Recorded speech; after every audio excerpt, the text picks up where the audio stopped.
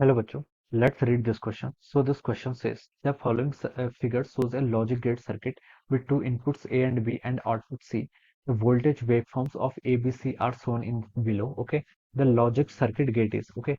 The logic आपको यहाँ पर बताना है कि कौन सा आपका यहाँ पर लॉजिक गेट्स होगा. ओके, तो देखिए बच्चों, इस क्वेश्चन का की कॉन्सेप्ट आप क्या लिख सकते हैं. The key concept of this question. इस क्वेश्चन में आपको यहाँ पर लॉजिक गेट्स बताना है कि आपका कौन सा लॉजिक गेट होगा. ठीक है, तो logic gate will be the key concept of this question. तो चलिए बच्चों, अब हम इस क्वेश्चन को स्टार्ट करते हैं.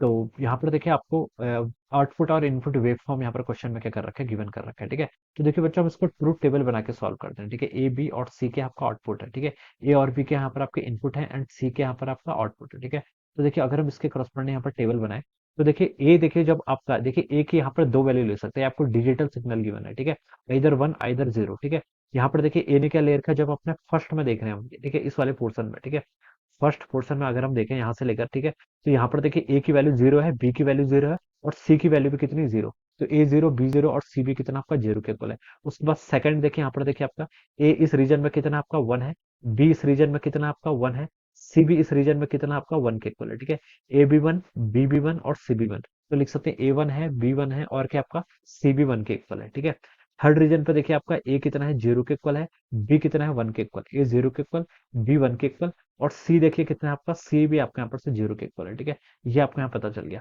फिर हम आगे मूव कर रहे हैं. देखिए इस रीजन में आपका देखिए ए कितना है, वन के इक्वल है, बी जीरो के इक्वल है और सी भी जीरो के इक्वल है. ठीक है, तो वन जीरो जीरो, ये आपको देखिए इस तरीके से आपको यहाँ पर क्या मिल रहा है, आउटपुट वेवफॉर्म मिल रहा है. उसके बाद देखिए आपका ऐसे रिपीट ही कर रहा है. ठीक है, तो हम यहाँ से बता सकते हैं. तो देखिए बच्चों, अगर हम इसको यहाँ पर से ध्यान से देखें, तो देखो जीरो जीरो अगर इनपुट है तो आउटपुट क्या मिल रहा है, जीरो मिल रहा है. ठीक है, वन वन अगर इनपुट है तो आउटपुट वन मिल रहा है. ठीक है, तो वन आउटपुट तब मिल रहा है जब आपके दोनों इनपुट्स के यहाँ पे ए वन वन है. ठीक है, तो देखिए बच्चों, ये हमें ऐसे ही पता चल जा रहा है कि ये कौन सा गेट है. This is representing our and gate. ये आपका किसकी कंडीशन होती है, आपकी एंड गेट की करस्पॉन्डिंग होता है. ठीक है, अगर आपके दोनों इनपुट वन वन है तभी आपका आउटपुट क्या आता है, वन के इक्वल आता है. ठीक है, और बाकी सारी कंडीशंस में जीरो के इक्वल आ रहा है, तो हम बता सकते हैं this is representing the and gate. ठीक है, तो हमसे ये पूछा था the logic circuit gate is, तो हम लिख सकते हैं the logic circuit gate is and gate. इसका फॉर्मूला क्या होता है, y इज इक्वल टू आपका कितना होगा, सॉरी यहाँ पर y नहीं, यहाँ पर हमें c से रिप्रेजेंट करना है, तो हम लिख सकते हैं c किसके इक्वल होगा, यहाँ पर आपके a इंटू बी के इक्वल हो जाएगा. c must be equal to a into B. ठीक है, दिस इज द, ये आपका लॉजिक गेट हो जाएगा, c is equal to a into B के इक्वल हो जाएगा.